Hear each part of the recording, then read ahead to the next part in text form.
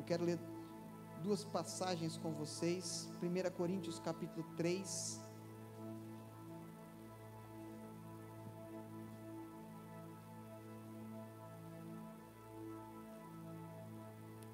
Se você reparou que tem alguém do seu lado sem a escritura, junta com ele para que vocês possam acompanhar.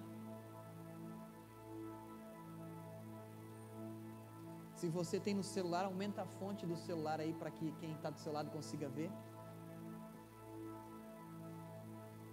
1 Coríntios capítulo 3, verso de número 10.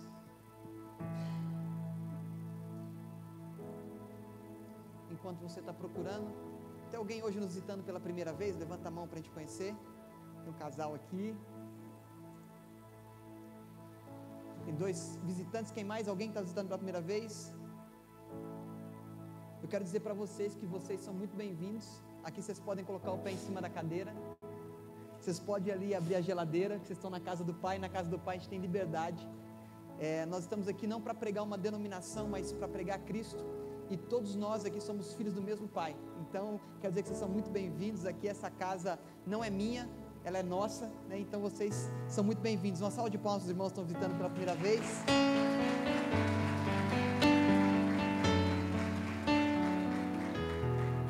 Amém, amém. Todos acharam amém?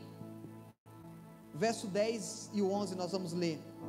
Conforme a graça de Deus que me foi concedida, eu, como sábio construtor, lancei o alicerce, e outro está construindo sobre ele. Contudo, veja cada um como constrói, porque ninguém pode colocar outro alicerce, além do que o já está posto, que é Jesus Cristo. Amém? Agora vamos um pouquinho para frente, você já está em 1 Coríntios, vamos para 2 Coríntios, capítulo de número 5, verso de número 20.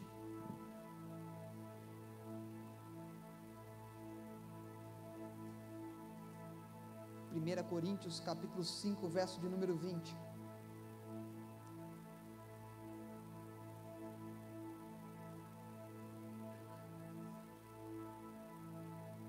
Todos acharam, amém? Portanto, somos embaixadores de Cristo, como se Deus estivesse fazendo o seu apelo por nosso intermédio. Por amor de Cristo, lhes suplicamos, reconciliem-se com Deus.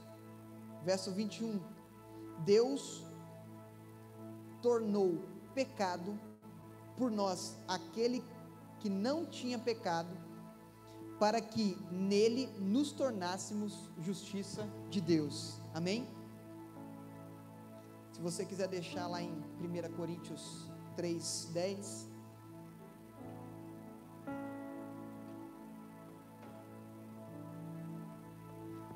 Quando nós vamos observar a vida de Paulo, e é muito interessante que esses tempos de uns 3 meses para cá, já está completando 3 meses, eu venho fazendo um estudo por conta própria sobre a cronologia da vida de Paulo. E eu estava conversando com o Fábio, eu falei assim, como eu sou cara de pau, estou falando eu porque eu estou falando eu que estou estudando essa parte. Eu poderia ter feito isso há muito tempo, mas algumas coisas o Senhor sabe por que nos desperta em determinados momentos específicos, né? E nesse estudo que eu estou fazendo aí já há 3 meses, muitas coisas foram saltando aos meus olhos, coisas que eu tinha desconhecimento, coisas que eu muitas das vezes tinha lido o livro de Atos e passado batido por informações que seriam importantes, e aí foi passando, e quando a gente vai aprofundando, a gente vai vendo como é rico os detalhes daquilo que esse apóstolo vivenciou.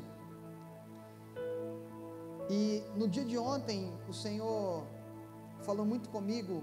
Eu estava ali em um café de pastores em Taubaté, e essas 2 palavras que eu quero compartilhar com você, que estão nesses 2 versos que nós lemos, Uma nos traz menção da edificação e outra da reconciliação. Quando nós vemos que no capítulo 9 do livro de Atos, Paulo tem um encontro com o Senhor, ali no caminho da estrada que levava para Damasco, ele cai com seu rosto em terra, e um clarão o cega naquele caminho, e quando aquele clarão cega Paulo, ou melhor, Saulo e Paulo, só para você entender, é a mesma coisa, só que são em nacionalidades diferentes. O nome Saulo é o nome hebraico e o nome Paulo é o nome romano. Saulo significa desejado e Paulo significa pequeno. Não é que nem Jacó, que se encontrou no Val de Jaboque com o Senhor e o seu nome foi mudado. Então, só para desconstruir algumas coisas que às vezes a gente constrói na mente, não é que a partir do momento que ele encontrou com o Senhor, o nome dele foi mudado para Paulo.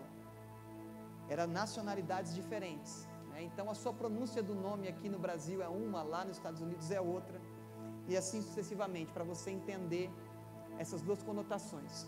Quando ele cai, ali, e ele fica cego, simultaneamente o Senhor fala com ele: Saulo, Saulo, por que tu me persegues? Em algumas versões vai trazer um detalhe, dizendo: dura coisa te é recalcitrares contra os meus aguilhões. E quando Paulo, ele faz uma pergunta, na pergunta dele, ele já sabia quem falava com ele. Ele já fala assim: quem és tu, Senhor? E aí o Senhor responde para ele: eu sou Jesus a quem você persegue. Quando ele fica cego, quando ele naturalmente deixa de enxergar, ele é conduzido até a casa, na rua direita, ele é conduzido até aquela casa de Judas. Ali ele fica por 3 dias sem comer, sem beber, orando, e o Senhor envia um profeta chamado Ananias. O interessante é o olhar de Ananias para aquela questão. Ananias, como cristão, ele olha para aquele cenário e fala assim: mas Senhor, o Senhor tem certeza que é ele? Esse cara, ele pegou cartas com os sacerdotes em Israel, ele pegou cartas para perseguir os cristãos. A palavra fala que, no relato de Atos, que ele respirava a ameaça de morte. Ele respirava. Então, a razão dele viver, ele estava obstinado por acabar com aqueles que ele denominava de a religião do caminho, porque Jesus falava que ele era o caminho, a verdade e a vida. Então ele estava obstinado com isso. E Ananias fala: Senhor, olha direito, o Senhor aí na sua agenda celestial não viu errado o nome? Não é outra pessoa? O Senhor por acaso não olhou aí, estava com um pouquinho de sono aí e passou o nome errado para eu ir lá orar? E o Senhor responde: não, esse para mim é um vaso escolhido. E quando Ananias chega e encontra Saulo naquela situação, ele já começa a ser transformado, Ananias começa a ser transformado pela forma com que ele encontra Paulo, e ele fala: irmão Saulo, já considerando ele como alguém que caminhava junto, mesmo ainda não tendo a oportunidade de conhecê-lo. Olhando para Saulo, o Ananias saindo de casa, ele fala: esse não tem como, esse não tem possibilidade, é uma pessoa que persegue os cristãos, é uma pessoa que é contra o evangelho de Cristo, não dá. No momento que ele chega, ele já o sauda como irmão, e quando ele ora, ele faz aquela oração, e como escamas caem dos olhos de Saulo, ele volta a enxergar. O interessante é que após esse período, Paulo estava localizado geograficamente nessa passagem em Damasco. Ele vai para o deserto ali próximo ao Sinai, onde o Senhor falou com Moisés, na região da Arábia. Não era no Monte Sinai, quero deixar claro, mas na próxima região, para você se situar geograficamente. E ele passa 3 anos ali, 3 anos aprendendo do Senhor. Ele cita isso em uma das suas cartas aos Gálatas. Ele passa um tempo ali aprendendo do Senhor. Eu não sei qual foi a forma que o Senhor usou para explicar, eu não sei a forma que o Senhor usou para destrinchar o que Ele queria. Mas nós vamos ver que quando Paulo começa a pregar a Cristo e a Cristo crucificado e a Cristo que foi ressuscitado, ele prega de uma forma totalmente diferente do que aqueles que conviveram com Cristo pessoalmente. Nós vamos ver um Paulo que de perseguidor passa agora a ser um emissário de uma mensagem, passa a ser uma pessoa que sem medo nenhum, ele passa a pregar o Evangelho. E ele volta para Damasco. Empolgado, Paulo conhece um homem chamado Barnabé. O significado de Barnabé é muito interessante. Barnabé significa filho da reconciliação ou filho da conciliação. Eles descem empolgados para Jerusalém, porque eles queriam se encontrar com o centro da igreja de Cristo. Ou seja, os apóstolos estavam em Jerusalém, os apóstolos se concentravam ali. E existiam 3 apóstolos que eram aqueles que encabeçavam, vamos dizer assim, a propagação do evangelho em Jerusalém. Eram eles: Tiago, irmão de Jesus, não o apóstolo, que dos 12 discípulos, né? João e Pedro. Esses 3 eram responsáveis por alicerçar a igreja. Então, através deles houve reuniões, através dele houve uma organização em Jerusalém para que o evangelho fosse pregado. E Paulo desce feliz, trazendo ofertas. Paulo vai ali e passa um tempo com eles, é muito precioso isso. E aí Paulo, como todo, vamos dizer assim, novo convertido, embora já tinham mais de 3 anos que já tinha se convertido a Cristo, ele quer pregar em tudo quanto é lugar, ele quer falar de Cristo a todo momento. E ele começa a ir na sinagoga.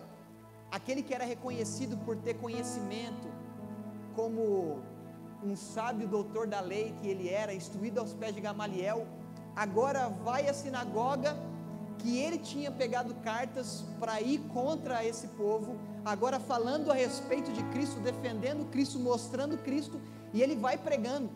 E como ele tinha uma cultura elevada, ele começa a discutir com os filósofos da época, ele começa a trocar informações ali, ele começa na retórica com aqueles que eram helenizados, e ele vai passando ali dias em Jerusalém, pregando veementemente, e cada oportunidade que ele tinha, ele pregava, cada momento que ele tinha, ele falava, cada situação que lhe aparecia, ele pregava. Só que começou a causar tumulto, porque o povo olhava e falava assim: esse cara aí perseguia a gente, será que ele não está usando uma estratégia para que a gente ouça ele e logo depois a gente seja perseguido, ele nos aprisione ou até nos mate? O povo ficava confuso e começou a gerar uma confusão em Jerusalém. Aí os amigos chegam até Paulo, os apóstolos chegam até Paulo e falam assim: olha, eu tenho um convite para fazer. Você é de Tarso, né? Sou de Tarso. Volta para Tarso, porque você está causando muita confusão aqui. Para preservar a sua vida, para preservar o seu ministério, volta para Tarso, fica lá em Tarso, e você vai desenvolver o seu ministério lá, a gente vai continuar. E sabe o que é o interessante de tudo isso? Quando Paulo volta para Tarso, a igreja em Jerusalém prospera, em Jerusalém, na Judéia e Samaria. Pensa você sendo convidado a se retirar, e no momento que você se retira, o lugar onde você estava prospera. Já pensou para ver as notícias que chegavam a Paulo? Nossa, em Jerusalém, depois que você saiu, cara, lá está tudo melhor, cara. As pessoas estão recebendo mais a mensagem de Cristo, o evangelho está sendo propagado, está expandindo. Paulo fica em Tarso, a sua cidade natal, como nós falamos, Paulo de Tarso, aproximadamente de 10 a 14 anos. Paulo tinha um ofício, ele era construtor de tendas, ele tecia tendas. Para aquela época era algo muito comum, era um ofício que ele tinha, e ali em Tarso ele continuou esse ofício, até que os homens de Jerusalém ficam sabendo de uma cidade chamada Antioquia da Síria, e nessa cidade o cristianismo, ou seja, Cristo estava sendo pregado, e as pessoas estavam cada dia mais sedentas, e a igreja em Antioquia da Síria crescia exponencialmente. Aí o que eles chamam? Chamam Barnabé, amigo de Paulo, que apresentou Paulo aos apóstolos, que defendeu Paulo quando as pessoas falavam que ele não era nada, e que ele era um perseguidor, e que não tinha credibilidade nenhum testemunho dele. Barnabé coloca a mão no fogo e fala: não, ele realmente tem pregado Cristo, crucificado, ressurreto. Esse Barnabé é enviado de Jerusalém, geograficamente, para Antioquia da Síria. Barnabé, vai ver como é que está essa igreja, vai ver como é que está esse povo lá, nos traz notícia. E Barnabé vai para Antioquia da Síria. Quando ele chega em Antioquia da Síria, de quem que ele lembra? Do amigo Saulo. E ele fala assim: não, eu tenho que chamar Saulo para cá, aqui está muito bom, aqui está muito gostoso. E quando ele sai de Antioquia da Síria, vai para Tarso, ele chama Paulo, depois de 10 a 14 anos, depende da cronologia, Barnabé chama Paulo e fala: olha, eu quero te levar para uma igreja, tem sido maravilhoso. Isso aqui é Daniel falando, tá? Parafraseando o texto. Uma igreja maravilhosa, Paulo. Eu tenho certeza que você vai se dar muito bem lá, tenho certeza que a gente vai conseguir falar muito de Cristo lá.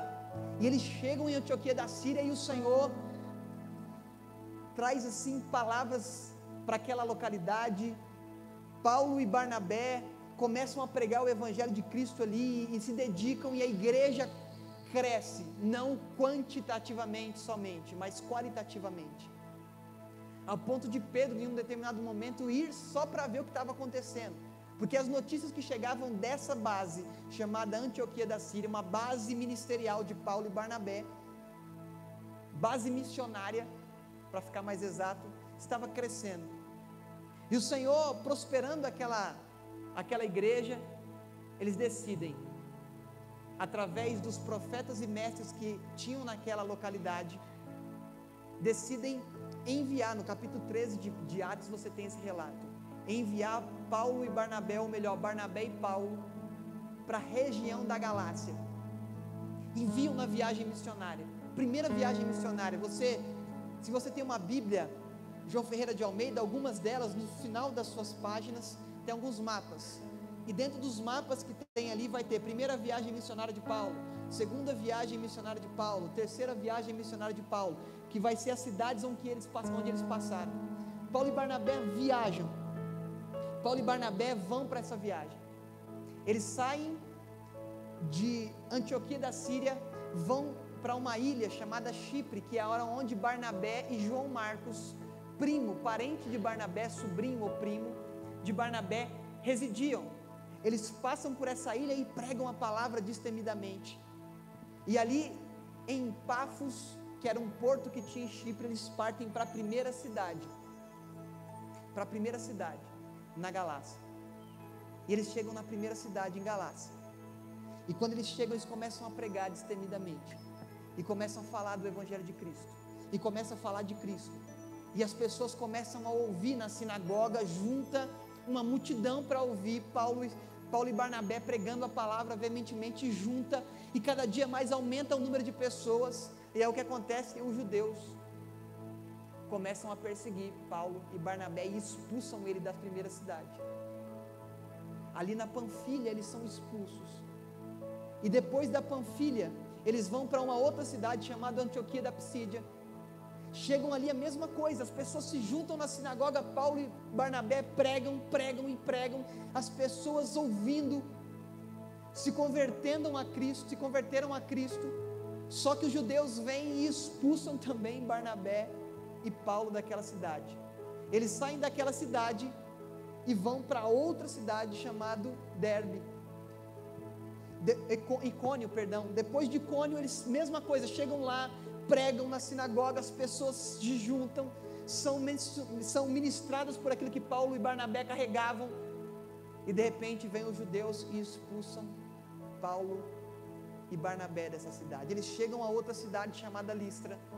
Ali em Listra, a mesma coisa, juntam na sinagoga alguns sábados, começam a ensinar o povo, começam a pregar. Novamente os judeus vêm e expulsam Paulo e Barnabé da cidade. Chegam, depois de Listra, vão para a cidade de Derbe. Chegam em Derbe ali, eles pregam também, são expulsos novamente. E o que acontece? A última cidade na Galácia que eles passaram Se nós somos expulsos, o que nós fazemos depois de tanta expulsão? Vamos voltar para casa, né? Vamos voltar para a nossa base missionária lá em Antioquia da Síria. Mas eles eram meio doidos. Teve cidade que eles foram apedrejados, teve cidade que eles tiveram que sumir num cesto de madrugada para que ninguém visse. Ao invés de voltar,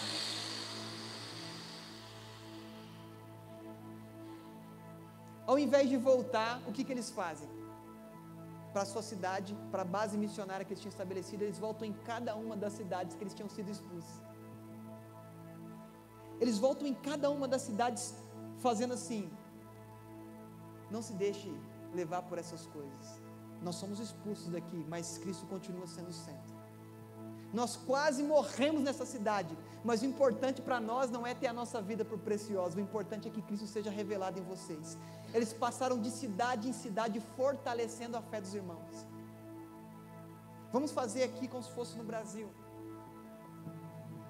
Nós fôssemos para algumas cidades específicas aqui, e quando nós pregássemos nessa cidade, algum dos religiosos dessa cidade nos expulsasse: vocês não podem pregar Cristo aqui não. E nós moramos em São Paulo e fomos passando por várias cidades. E depois, ao invés de voltar para São Paulo, depois de ser expulso por cada uma dessas cidades, nós voltamos em cada uma delas assim: não se atemorizem porque nós somos expulsos. Vocês têm que ser fortalecidos na fé. Vocês têm que ser firmes e constantes, sempre abundantes na obra do Senhor. Vocês não podem deixar que essas coisas deixem de vocês viverem Cristo. Ah, Paulo, mas você apanhou aqui, você sofreu ali. Não importa se eu trago nos corpos, nos nossos corpos nós trazemos a marca do Evangelho de Cristo. Não importa se nós vamos sofrer, se nós vamos apanhar, se nós vamos ser expulsos, se nós somos pessoas não gratas nas cidades, nós vamos continuar pregando. E vocês não devem se deixar contaminar por outro evangelho a não ser o Evangelho de Cristo. Vocês não podem se deixar levar. E quando Paulo volta para Antioquia da Síria, os irmãos de lá estão ansiosos para ouvir os relatos, e eles começam a contar tudo que o Senhor tinha feito, tudo que o Senhor tinha gerado dentro deles, tudo que o Senhor tinha colocado no coração deles, como os irmãos na Galácia. Não sei se você já parou para notar, você tem uma carta aí depois de 2 Coríntios chamado aos Gálatas. Essa carta aos Gálatas é para não é uma cidade chamada Galácia, é uma região chamada Galácia, que tem todas essas igrejas que eu citei para vocês. Paulo chega em Antioquia da Síria, o que ele faz? Ele conta todo o relato, mas quando ele volta para Antioquia da Síria, ele fica sabendo que foi um grupo na Galácia, despregando tudo que ele pregou, falando que Paulo está pregando é mentira. O que Paulo está dizendo para vocês é mentira. Vocês precisam se circuncidar para alcançar a salvação, porque é Cristo e mais uma circuncisão, é Cristo e mais uma atitude religiosa judaica. Aí Paulo pega, escreve essa carta, ele escreve a próprio punho, porque no final da carta ele fala assim: veja com letras grandes vos escrevo. Ele vai e escreve a carta aos Gálatas. E sabe como é que era lida essa carta? Juntava como a gente está aqui, alguém pegava não o microfone, mas subia em um lugar alto e falava em alto e bom tom para que todos daquela cidade ouvissem. Juntava todo mundo e falava. E não era uma só vez que essa carta era lida, eram várias vezes. E se ajuntavam os mestres que existiam nessa cidade e ajudava aqueles que ouviam a entender cada uma das palavras que Paulo tinha dito. Paulo, quando foi, ele deixou cada uma pessoa incumbida de cada detalhe nessa região, para lhes dar a notícia. Então ele levantava pessoas que já estavam um pouco mais maduras na fé, e falava assim: olha, você vai me trazer os relatos de tudo que está acontecendo nessa cidade. E quando chegam os relatos, ele escreve a carta aos Gálatas, é a primeira carta que Paulo escreve. Embora na sua Bíblia a primeira carta que aparece após Atos é Romanos, mas cronologicamente a primeira carta que Paulo escreve é aos Gálatas. Ele escreve para os Gálatas assim: eu não acredito no que está acontecendo. Em tão pouco tempo vocês se deixaram levar por costumes, pela religiosidade daqueles que estão pervertendo a mensagem de Cristo. Ele fala: se um anjo vier aqui e pregar algo contrário ao que nós pregamos para vocês, considere errado.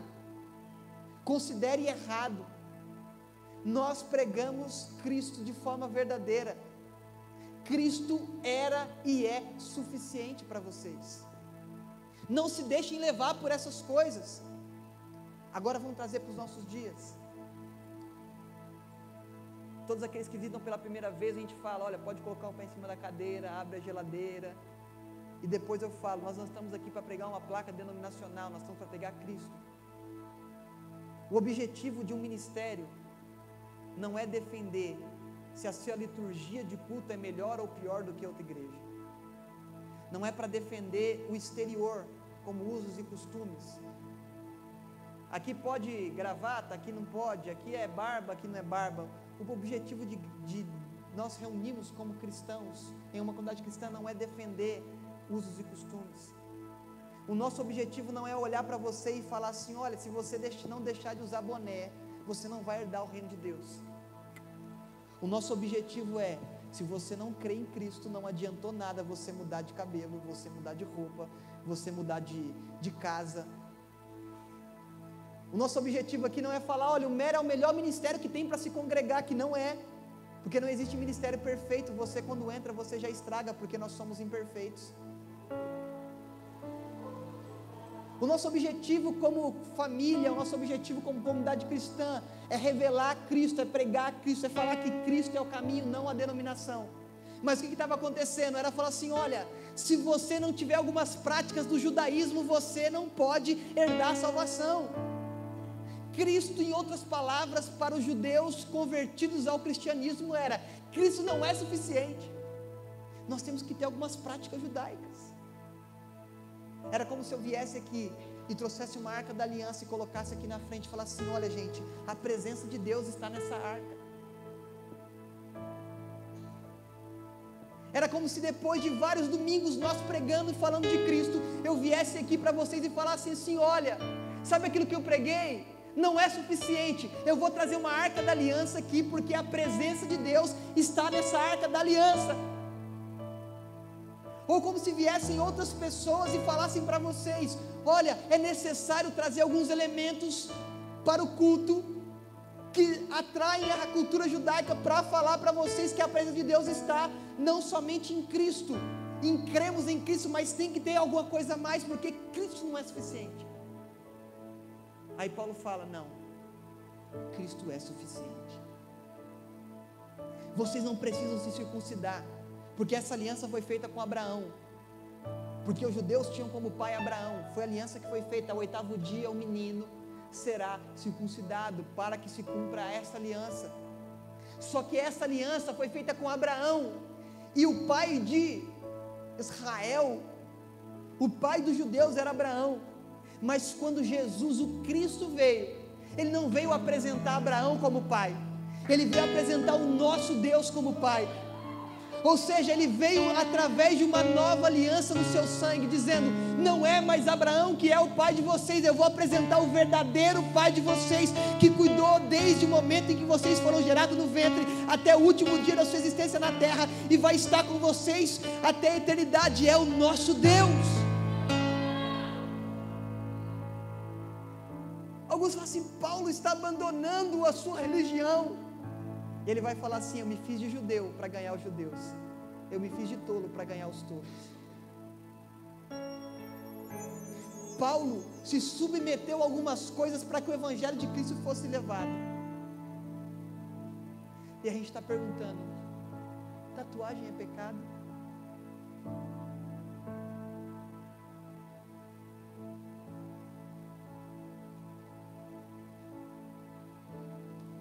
A gente está perguntando: o que é melhor, pregar de terno ou de camiseta?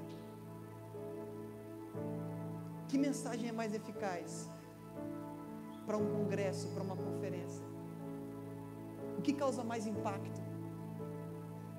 Vamos pegar os textos bíblicos e trazer para a realidade da antiga aliança? Ou vamos trazer os textos bíblicos e trazer para uma nova aliança através de Cristo?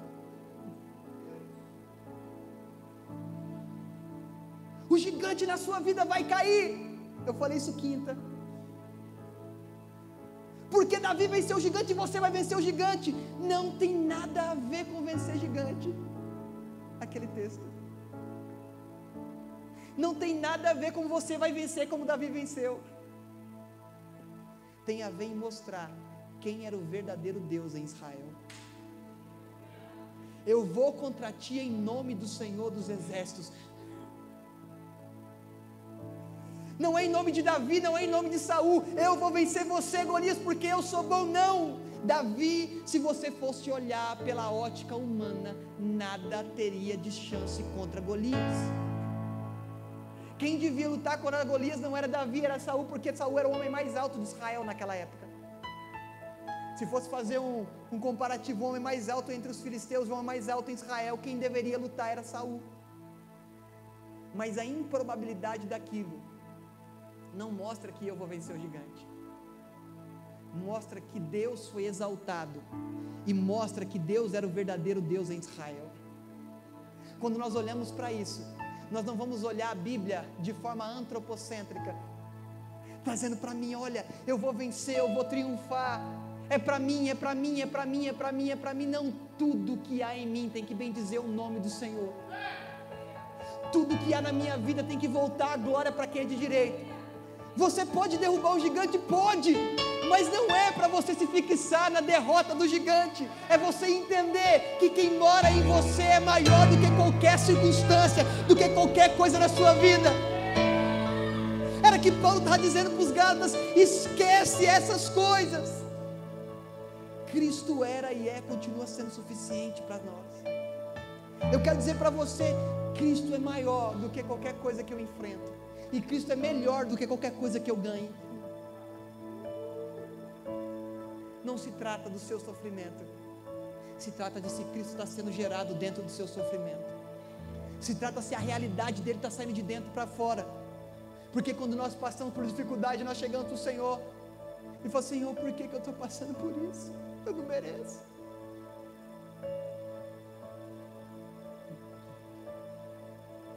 A única coisa nessa oração que está certa é: eu não mereço.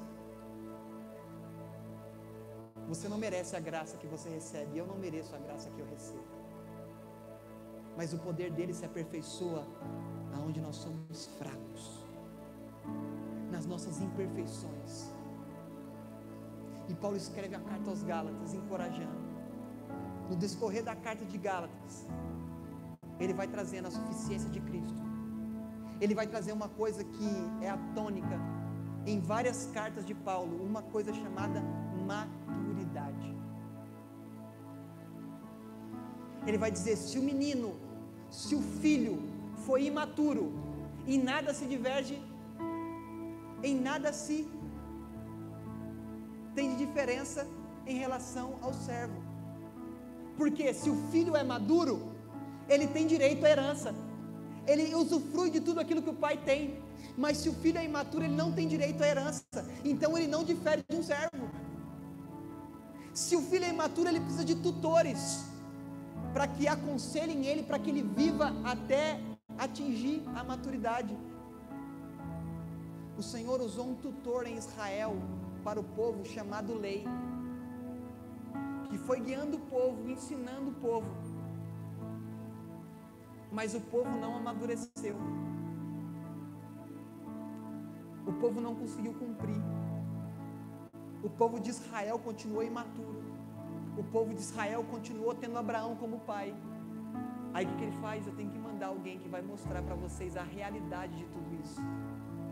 Eu tenho que mostrar para vocês um filho que não teve por usurpação ser igual a mim, mas esvaziou-se a si mesmo e assumiu a forma de servo e foi obediente até a morte de cruz, ao qual eu, o Pai, lhe dei o nome que é sobre todo nome. E ele está lá, escreve aos Gálatas, encoraja aos Gálatas. E no capítulo de número 15 de Atos, nós vamos ver que na primeira viagem que foi feita entre Barnabé e Paulo, eles são levados a essas cidades na Galácia. Só que existia um terceiro participante da viagem chamada João Marcos, que era parente de Barnabé. Na primeira cidade, depois de Chipre, ele abandona a viagem e volta para Jerusalém. Quando eles se encontram em Antioquia da Síria, que era o quartel missionário de Paulo e Barnabé, eles decidem voltar em cada uma das cidades na Galácia novamente. E aí Barnabé fala: olha, vamos levar João Marcos. Aí Paulo fala: não, ele nos abandonou na primeira viagem, não quero. E Lucas relata em Atos, né, que foi uma discussão tão forte entre Paulo e Barnabé, que eles se separaram. E aí Paulo escolhe para companheiro de viagem Silas, e Barnabé vai com João Marcos para a região ali de Chipre, que era onde eles residiam. Então Paulo e Silas vão fazer a primeira viagem missionária juntos e a segunda viagem missionária de Paulo. Eles voltam em cada uma das cidades da Galácia que eu citei para vocês. Eles queriam consolidar a fé daqueles irmãos e voltaram lá e pregaram em algumas cidades. Na cidade de Listra, eles encontram um jovem de 16 para 17 anos chamado Timóteo. Quando eles encontram Timóteo ali, o que eles fazem? Eles carregam Timóteo, porque Timóteo tinha recomendações de todos os irmãos de Icônio e Listra, falando a respeito de como ele testificava que Cristo era o verdadeiro Senhor. E aí eles partem para uma cidade chamada Antioquia da Psídia, voltam ali, e naquela cidade eles encontram a realidade daquilo que Deus tinha para ir da segunda viagem missionária. Paulo vai dormir e tem um sonho, e um jovem macedônio fala com ele assim: Paulo, passa a Macedônia e venha ter conosco, nos ajude, nós precisamos de ajuda. Aí Paulo sai. Paulo queria continuar a ficar na Galácia, ele queria consolidar, mas os planos do Senhor para Paulo e Silas eram maiores do que ficar naquele lugar, era expandir geograficamente. E eles vão para um porto chamado Troade, e eles saem de Troade, perto da Antioquia da Psídia, na Galácia. Eles vão para Macedônia. Eles chegam na primeira cidade, que chama Filipos. Você tem uma carta aí chamada aos Filipenses. Ele chega em Filipos, e quando ele chega em Filipos, não tinha sinagoga para pregar. Então o que ele faz? Vai para o rio, para participar ali os seus rituais de oração que eles tinham, a sua prática de oração. Vai para o rio para estudar a palavra, para orar. E ali encontram várias mulheres, dentre elas uma mulher chamada Lídia, vendedora de púrpura, que o coração dela se inclina para aquilo que Paulo e Silas pregaram, e fala assim: olha, vocês vão ficar hospedados na minha casa. E eles continuam ali em Filipos, na Macedônia, pregam dia após dia, e uma mulher chega até Paulo e Silas e fala assim: vocês são homens de Deus, carregam a mensagem de Cristo, vocês são homens de Deus. E dia após dia aquilo, essa mulher tinha um espírito maligno de adivinhação, e os seus senhores, os senhores daquela mulher, lucravam com a adivinhação dela naquela cidade. Paulo, injuriado com aquela bajulação, vira para ela e fala assim: eu te repreendo em nome do Senhor Jesus. E o espírito maligno de adivinhação daquela mulher vai embora. E depois que vai embora, aquela mulher parou de trazer lucro para aqueles homens da cidade. Aí o que acontece?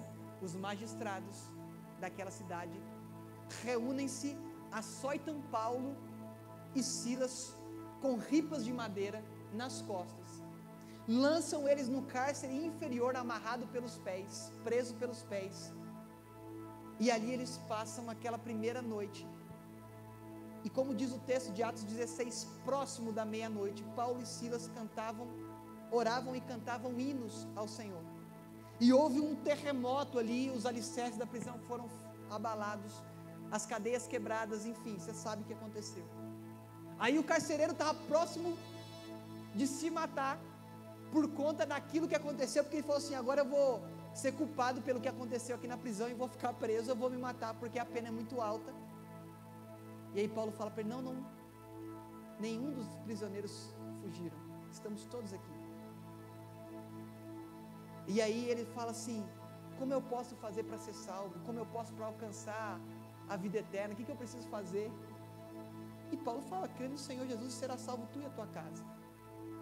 E olha interessante, o carcereiro pega Paulo e Silas, leva para sua residência, limpa todas as feridas de Paulo e Silas. Ele e a sua família recebem a Cristo, são batizados, e Paulo e Silas voltam para a prisão e ficam lá. No dia seguinte, os magistrados mandam uma mensagem para Paulo dizendo assim, para o carcereiro dizendo assim: olha, pode soltar eles. Aí Paulo fala: não, eles me prenderam na frente de todo mundo, nos prenderam. Paulo e Silas eram cidadãos romanos, ele não poderia ter nos prendido. A legislação de Roma não permite que algum romano seja açoitado. Aí os magistrados ficaram com medo, porque eles não sabiam que eles eram cidadãos, tinham cidadania romana. E o que acontece? Eles estavam fazendo algo que pela legislação era incorreto, e queriam soltar Paulo e Silas disfarçadamente, para que fosse abafado o caso. Paulo falou: não, vocês vão ter que vir aqui nos soltar, porque o que vocês fizeram é errado. Eles: pelo amor de Deus, sai da nossa cidade. Paulo falou: não vou sair, vou continuar aqui. E continuou pregando até o momento em que eles decidiram sair de Filipos. De Filipos eles foram para uma cidade chamada Tessalônica. Você tem uma carta, ou melhor, 2 cartas, chamadas aos Tessalonicenses. Chegam na Tessalônica, e quando chegam na Tessalônica, o que eles fazem? Continuam pregando. Sabem quanto tempo eles ficaram na Tessalônica? 3 finais de semana, 3 sábados. Sabe o que é 3 sábados? Para o período de viagem que eles estavam fazendo, era nada, porque eles passavam bastante tempo nas cidades. Aí eles são expulsos de Tessalônica também. Vão para uma cidade chamada Bereia, na Macedônia. Quantos já ouviram falar dos bereanos? Eram aqueles que conferiam as escrituras enquanto Paulo pregava, para ver se batia com aquilo que as escrituras diziam. Um símbolo para nós de preocupação com a exatidão daquilo que está sendo pregado nos púlpitos. Confira. Vá para as escrituras e não para o YouTube. Vá para os textos bíblicos e não para conselhos de terceiros mal intencionados. Em Bereia eles pregam também. Paulo é expulso também de Bereia, para variar. E aí Paulo vai para Atenas, na Grécia. Galácia, Macedônia e agora na Grécia. Chega na Grécia. Quando ele chega na Grécia, ele chega lá e começa a ver os deuses. Eu já preguei sobre isso aqui. Depois você volta lá no YouTube e vê a mensagem completa do capítulo 17. Eles chegam lá e pregam e apresentam Paulo sozinho, na verdade, porque ele deixou Silas e Timóteo em Tessalônica para trazer notícia dos Tessalonicenses. E aí quando ele chega em Atenas, ele fica um período de tempo lá, prega para os atenienses. Alguns até do Areópago começam a seguir as instruções, e Paulo vai a pé de Atenas até a cidade de Corinto, na Grécia, que é a carta que nós lemos aqui. Não é o período que ele estava, mas a carta destinada a esse período que ele estava. Corinto, ele chega até os irmãos de Corinto. Em Corinto ele fica aproximadamente 1 ano e 8 meses. Em alguns historiadores dão até que ele ficou 3 anos lá, depende, mas ele ficou muito tempo em Corinto. Em Corinto ele pregava, tripegava, repregava, e foi, pregou. Aí ele recebe, de Corinto ele vai para a cidade de Éfeso. Você tem uma carta aí na sua Bíblia chamada aos Efésios. Ele vai para Éfeso, e quando ele chega em Éfeso, ali em Corinto, Timóteo e Silas se encontram com ele e dão um relato do que estava acontecendo na Tessalônica. E agora em Éfeso, ele está ali, e aí eu vou entrar na mensagem propriamente dita. Isso foi só a introdução.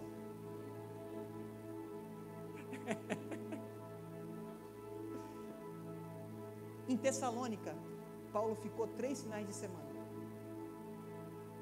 3 finais de semana pregando aos sábados. Em Corinto, juntando todos os períodos ali, ele ficou mais de 3 anos pregando. O relato de dos Tessalonicenses que Timóteo dá, eles estão firmes na fé. Eles estão dando testemunho em toda a Macedônia de quem é Cristo. Todas as cidades conhecem os Tessalonicenses. 3 finais de semana. Coríntios foram escritas 4 cartas, 2 foram extraviadas. A primeira carta que Paulo escreve aos Coríntios foi extraviada. Essa carta que é a primeira aos Coríntios é a segunda carta que Paulo escreve. Ele recebe tanto relato negativo de Corinto, ele recebe tanto relato negativo de Corinto, que a carta de Tessalonicenses, que foi a segunda e a terceira carta que Paulo escreve, o tom é completamente diferente do tom de 1 Coríntios. Paulo escreve aos primeiros Coríntios, ele escreve assim: vocês são ricos de tantos dons ministeriais que vocês têm, espirituais que vocês têm, não lhe falta nenhum dom para vocês, vocês falam, tem todos os dons que o Espírito dá, vocês têm, mas há divisão entre vós, um é de Paulo, outro é de Apolo, outro é de Pedro e outro é de Cristo, e os que são de Cristo, que se dizem ser de Cristo, são os piores. Vocês não conseguem entender o que é unidade da fé, vocês não sabem entender o que é edificar Cristo. Ele vai dizer: eu plantei e Apolo regou, mas quem dá o crescimento é Deus, porque ele tem que explicar como que para crianças o que era Cristo. Ele tem que organizar a ceia do Senhor, porque lá no relato de 1 Coríntios fala sobre a ceia do Senhor. Ele tem que explicar o que era a ceia do Senhor, porque eles faziam de forma errada. Estavam tudo bagunçado em Corinto. Existia um homem que estava dormindo com a esposa do pai. Ele recebe relatos de imoralidade sexual, ele recebe relatos de divisões, é um querendo ser melhor do que o outro, imaturos. O que Paulo fez desde o primeiro momento da primeira viagem missionária? Ele foi edificando a igreja de Cristo em cada lugar que ele passava. Ele foi construindo. Mas aqui chega em 1 Coríntios, no capítulo que nós lemos, no capítulo 3, ele fala assim: Cristo é o único fundamento. Não é Paulo, não é Apolo, não é Pedro, não é Cefas, na tradução que você tiver, não é os que são de Cristo, mas Cristo de verdade, que é o fundamento. Ele vai falar assim: eu plantei, Apolo regou, mas quem dá o crescimento é Deus. E depois, nessa sequência de versículos que nós lemos, ele vai trazer: eu, como sábio construtor. Já fui para Romanos aqui, o vento levou. Vamos voltar lá, capítulo 3. Conforme a graça que me foi concedida, eu, como sábio construtor, lancei o alicerce. Qual foi o alicerce que Paulo lançou aos Coríntios? Cristo. Só que vocês construíram errado em cima de Cristo. Vocês construíram competição. Vocês construíram imoralidade sexual. Vocês construíram imaturidade em Cristo, edificando sobre o fundamento certo de forma errada. Nós não estamos aqui para edificar o meu gosto ou o seu gosto, a minha vontade ou a sua vontade. Nós estamos aqui para edificar Cristo. Quem que é o arquiteto dessa obra? Não sou eu, não é você. O arquiteto dessa obra é o próprio Pai. Nós somos engenheiros. O engenheiro, ele não projeta, ele lê o projeto, que foi desenvolvido pelo arquiteto. Ele vai pegar a planta e vai entender a planta e vai desenvolver de acordo com a planta. Nós somos engenheiros daquilo que o Senhor quer construir em nós. O alicerce, o engenheiro já deixou, o alicerce é Cristo. Não é a denominação, não é o seu jeito de interpretar as escrituras, não é a sua linha teológica, o método de desenvolver igrejas. O fundamento é Cristo. Colocou Cristo como fundamento. Sabe o que eu e você temos que fazer? Pegar a planta e entender o que é a obra de Deus. Abra sua Bíblia em João 6.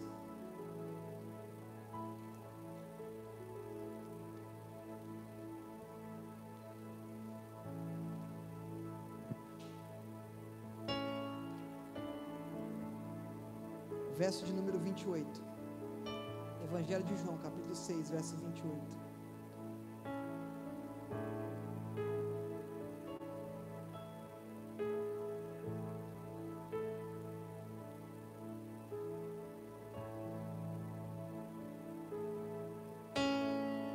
Diz assim: e lhes perguntaram: o que precisamos fazer para realizar a obra de Deus? Jesus respondeu: a obra de Deus é esta, 2 pontos: crer naquele que Ele enviou. Eu quero fazer a obra de Deus.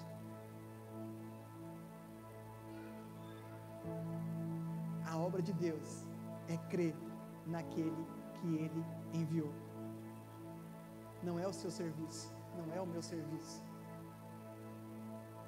Eu quero fazer a obra. Crer naquele que Ele enviou. E quem é aquele que Ele enviou? Cristo. Quem é o fundamento? Cristo. Nós estamos edificando o que? Cristo. Mas não é Cristo e os meus pecados e as minhas vontades carnais. É Cristo e Cristo e Cristo. Não é o que eu quero, é a vontade de Cristo. E qual que era a vontade de Cristo? Fazer a vontade do Pai. Nós estamos aqui nessa terra para edificar sobre o fundamento que é Cristo, fazendo exatamente o que Cristo queria que nós fizéssemos, que era fazer a vontade de Deus. Qual que é a sua comida e qual que é a sua bebida, Jesus? A minha comida e a minha bebida é fazer a vontade do Pai. Senhor, qual que é a obra do Pai? Qual que é a obra de Deus? O que eu tenho que fazer para entrar na obra de Deus? Você tem que crer que Ele enviou, e quem Ele enviou é Cristo.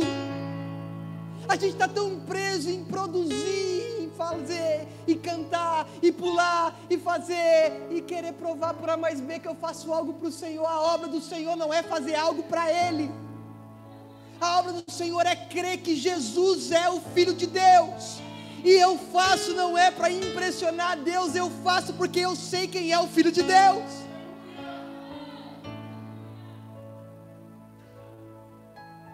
No Antigo Testamento era ofertado para receber. No Antigo Testamento eu sacrificava para os perdões dos meus pecados. No Antigo Testamento eu tinha que fazer para receber. Na nova aliança eu não fiz nada, não mereço nada, não sou digno, e já recebi algo que eu não sou capaz de retribuir o que Ele fez. Nós não fazemos para receber algo. O que Paulo está dizendo para os coríntios é: filhos, vocês não entenderam nada. O dom de vocês, a diversidade de dom que tem aqui não está servindo de nada, porque vocês estão servindo a vocês mesmos. Vocês estão vivendo de forma incorreta. Vocês estão vivendo para o seu próprio, pedindo as coisas do seu próprio deleite. Vocês estão fazendo distinção entre ricos e pobres. Vocês estão fazendo distinções entre pregadores. Quem prega melhor, Paulo ou Apolo? Quem tem mais conhecimento, Pedro ou Paulo? Não se trata de quem tem mais conhecimento, não se trata de quem prega melhor, se trata de Cristo sendo tudo em todos. Se trata de Cristo sendo uma realidade, a edificação do corpo de Cristo, que é o projeto, o mistério escondido de Deus, era Cristo e a igreja. Esse é o mistério. Você quer falar de mistério? Esse é o mistério para você. Receba aí o mistério. É Cristo e a igreja. O mistério oculto de Deus era Cristo e a igreja desde a fundação dos séculos. Sabe por quê? Ele falou: deixará o homem a casa do seu pai e da sua mãe, unirá a sua esposa, eles serão uma só carne. Ele estava ensinando no Éden a primeira formação de um diferente com o outro diferente, se tornando uma só carne, para mostrar que nós somos um corpo diferente, que constituímos uma só figura, que é a noiva de Cristo. E quando Cristo tiver a ordem do Pai, Ele voltará e buscará a sua noiva santa, separada, sem mácula, sem nada, e Ele reencontrará com ela nas alturas, e eles serão a partir desse momento uma só carne, o que nós estamos aprendendo. E se você quer saber qual é o mistério, esse é o mistério, é Cristo e a igreja na eternidade sendo uma só coisa. A obra de Deus é crer que Ele é o nosso noivo, a obra de Deus é crer que foi Deus que enviou Ele, a obra de Deus não é o que eu faço na denominação, a obra de Deus é quem eu creio.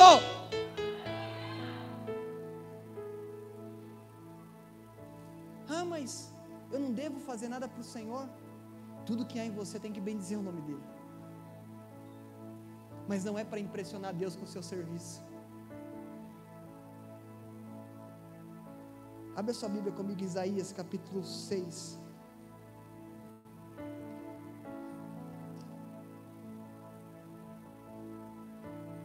Ou melhor, 64, 6.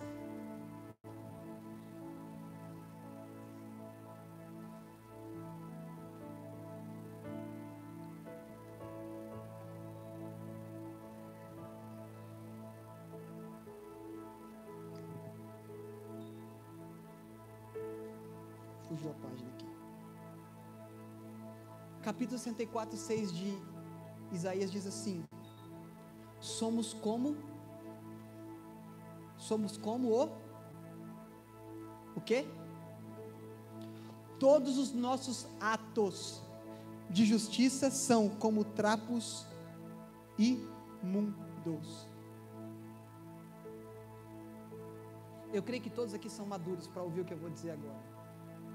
E vocês não vão se escandalizar.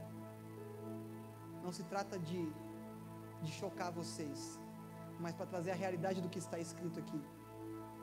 Todos nós somos impuros. Isaías está relatando. E os nossos atos de justiça, aquilo que nós fazemos de justo, de bom, é como trapos de imundícia. A tradução para esse termo aqui, naquela época, era pano de menstruação. Na nossa linguagem de hoje, absorvente. E não absorvente que você compra na farmácia, absorvente sujo, jogado que você joga no lixo. Esses são os nossos atos de justiça. Aquilo que você faz de bom não vale de nada. Não me interprete mal, não estou falando para você não fazer nada de bom. Estou falando para você não se vangloriar no que você faz de bom.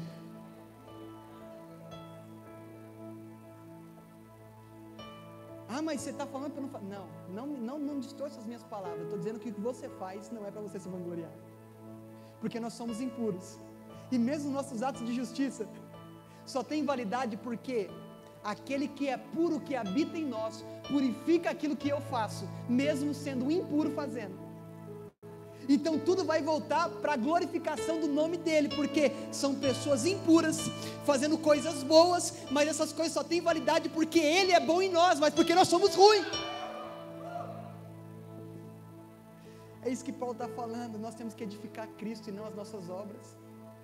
Nós temos que edificar Cristo e não as nossas vontades. Nós temos que edificar Cristo e não o ministério em que nós falamos. Ministério é consequência, é o mal necessário. Tem que ter um CNPJ, tem que ter um lugar para a gente se reunir. Mas o princípio de nós nos reunirmos não é para falar, nós temos tantos membros. Porque em nenhum momento aqui nas cartas de Paulo fala, olha, e na igreja da Galácia tinha tantos membros, na igreja de Corinto tinha tantos membros, na igreja da Tessalônica tinha tantos membros. A igreja de Tessalônica foi uma das igrejas que mais deu exemplo de que não é pelo muito falar, mas pelo muito viver.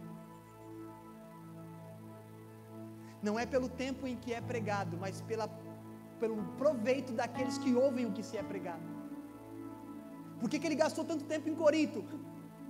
E por que ele gastou tão pouco tempo em Tessalônica? A gente vai perguntar para Deus na eternidade. Mas a gente vai ver que os tessalonicenses deram muito mais testemunho do que os coríntios. Não é uma competição entre igrejas. É para mostrar para vocês que maturidade não tem a ver com tempo, tem a ver com entendimento. Não é pelo tanto que eu falo para vocês, pelo tanto de mensagens que vocês ouviram, mas pelo tanto de mensagens que fez guarida em seu coração e que você transformou da teoria dita para a prática de vida. Nós não estamos fazendo as coisas para o Senhor, para receber. Porque no Antigo Testamento, como eu disse, eu fazia e recebia. Dá 100, recebe 1000. E Jó foi restituído 2 vezes mais de tudo aquilo que ele tinha. No Antigo Testamento, eu não faço para receber, eu faço para honrar. eu vou honrar o sacrifício de Cristo com as minhas obras, com o meu serviço. Não vou fazer para Deus ver, olha, eu toquei domingo, eu preguei domingo, eu orei sábado, eu fui no monte, eu fiz, cara, se você faz assim, você está fazendo certo do jeito errado, e menos com mais dá menos na matemática. Você tem que fazer o certo do jeito certo. Jesus,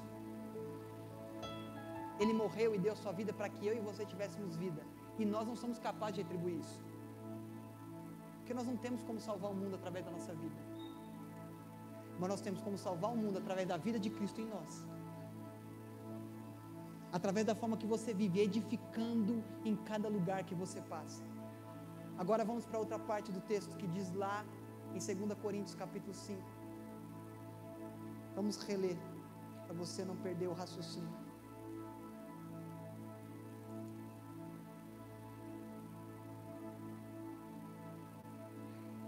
Verso de número 20, do capítulo 5 de 2 Coríntios.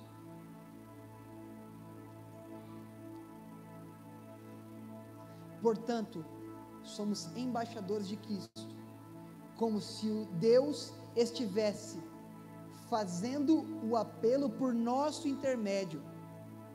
Por amor de Cristo lhes suplicamos, reconciliem-se com Deus. O embaixador é um dos cargos e das posições mais elevadas que alguém pode exercer. Ele vai representar a sua nação em outra nação. Quando você vai estabelecer uma embaixada, você pega uma carta do seu país, você recebe a carta, você chega nessa nação e fala assim, olha, eu vim estabelecer uma embaixada aqui, foi feito um acordo entre os governos, e eu vim estabelecer uma embaixada aqui.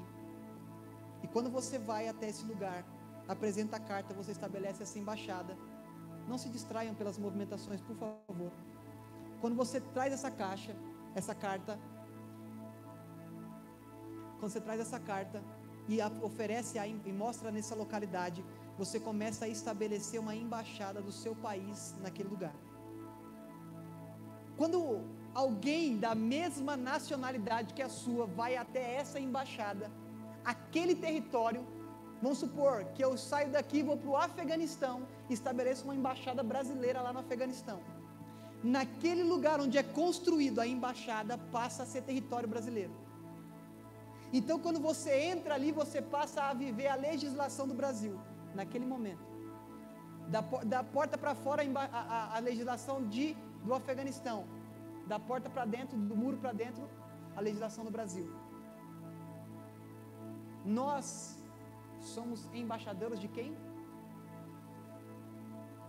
Nós não representamos a terra, nós representamos a nossa nacionalidade celestial em Cristo. Nós estamos aqui nessa terra estabelecendo a embaixada do reino de Deus. Nós somos estrangeiros aqui, porque nós estamos de passagem, e sendo estrangeiro eu tenho que me sujeitar à legislação da nação que eu estou presente. Eu tenho que me sujeitar aos reis, aos presidentes, aos governos que são instaurados. Eu tenho que ser fiel aos impostos. Eu tenho que me submeter a toda a autoridade dessa nação, desse tempo, da terra. Eu tenho que me submeter. Mas, mesmo me submetendo, eu não posso perder a minha origem. Eu não perco a minha nacionalidade quando eu estou em outra nação.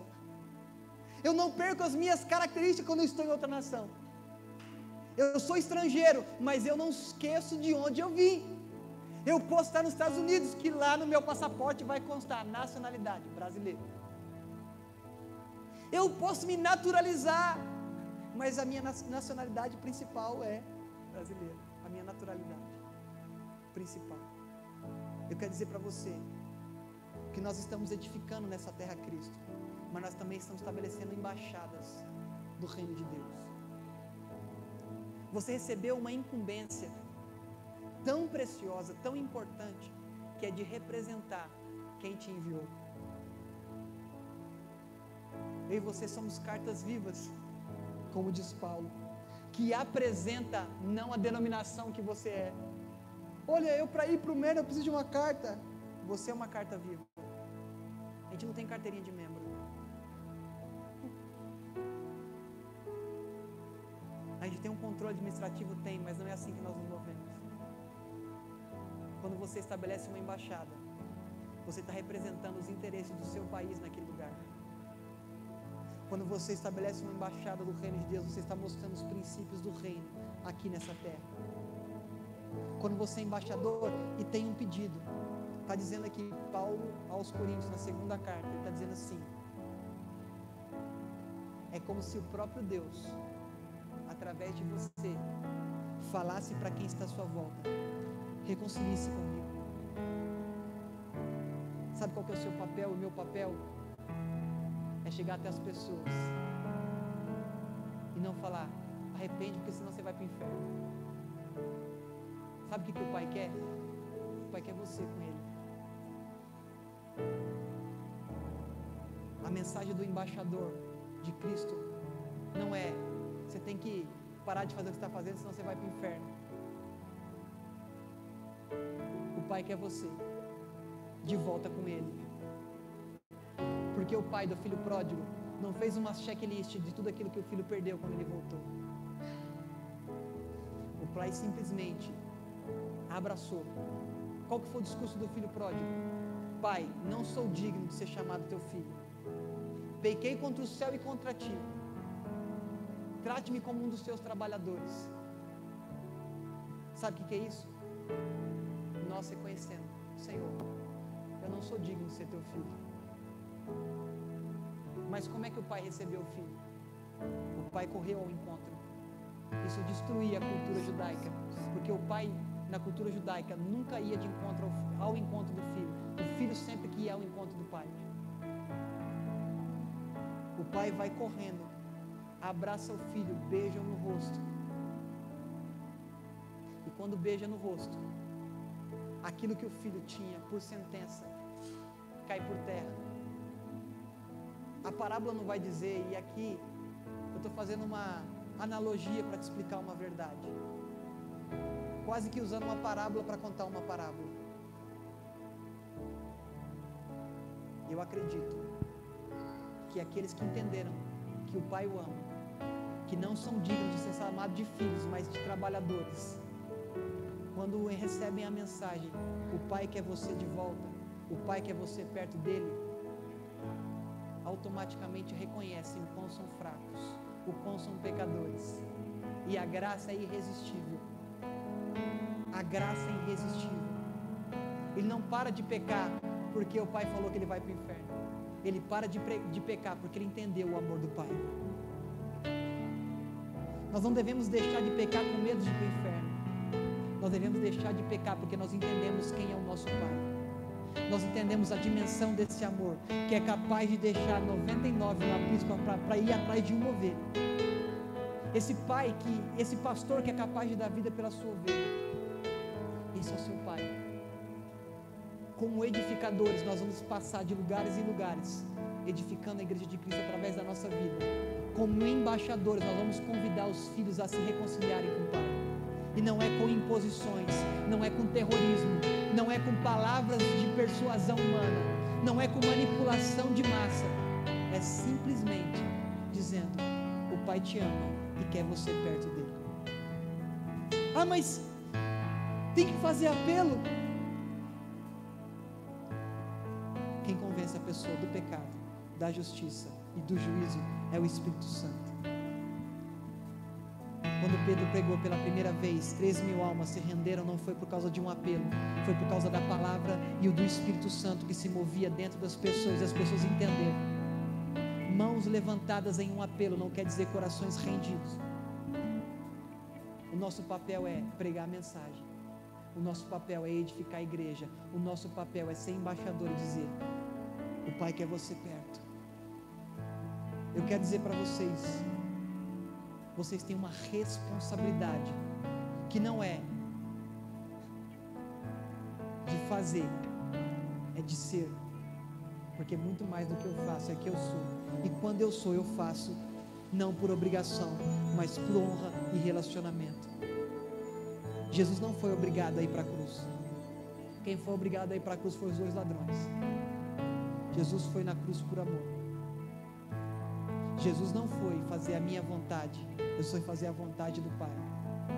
E o nosso maior exemplo não é Paulo, embora seja um grande exemplo. O nosso maior exemplo é Cristo. Eu quero que você saia dessa manhã aqui com essas 2 mensagens na sua cabeça. Meu papel é edificar a igreja de Cristo, não a igreja do Mel. E o meu papel é reconciliar pessoas, não por um apelo, mas por uma frase: volte para o Pai. O Pai tem saudade de você. Essa frase é capaz de contritar um coração de pedra. Essa frase é capaz de fazer um touro indomável, que nem Paulo era, passar de perseguidor a perseguido. Passar de uma pessoa que corria atrás de cristãos para correr de judeus por causa dos cristãos. É um cara que não abre mão da sua nacionalidade, mas não deixa que a sua nacionalidade terrena seja maior do que a sua nacionalidade celestial. Paulo, ele vai dizer aos filipenses, hebreus de hebreus, judeus, pelo cuidado da lei, fariseu, mas tudo isso eu considerei como esterco, para que Cristo seja gerado. O que nós fazemos é esterco. Esterco é algo que nós usamos para colocar na terra, para que algo seja gerado. O esterco daquilo que nós fizemos, daquilo que nós erramos, daquilo que nós falhamos, ele serve para mostrar que aquilo que nós plantamos, que é a semente de Cristo, precisa ser gerado. E aquilo que eu achava que eu era bom, que eu era digno, tem que ser colocado em terra para que Cristo seja gerado. É eu me desfazer daquilo que eu acho que era, para que Cristo seja o que eu devo ser em mim. É me desfazer do que eu achava que era bom, para que Ele seja tudo em mim. Eu não sou bom, você não é bom, bom é quem vive em você. Ao Rei dos